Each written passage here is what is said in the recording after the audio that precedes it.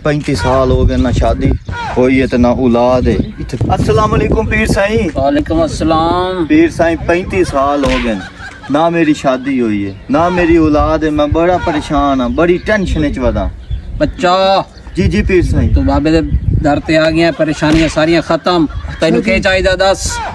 औलाद चाहिए है, बीवी चाहिए है। औलाद मिल वैंदी है तैनू? अच्छा जी। हाँ बाबे दे दर ते आ गया बच्चा, तेन सत्ते ही खैरा ने हुण। अच्छा जी। हाँ उठे उठी खलो ता सीधा खलो। बिस्मिल्लाहिर रहमानिर रहीम।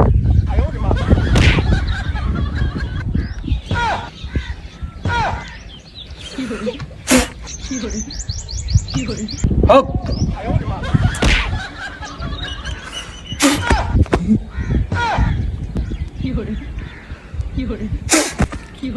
हाँ बच्चा बहू है बस नहीं चाहिए मैनू बाबा जी। जी अल्लाह को मंगे जान तो सोने तो बाल दे अज। जाए मूर्खा, अल्लाह दी कुदरत नु चैलेंज कर रहा तू। जेड़े अल्लाह ने अता कर दी तेने शुक्र कर। चल दफा हो जा चल। मेरा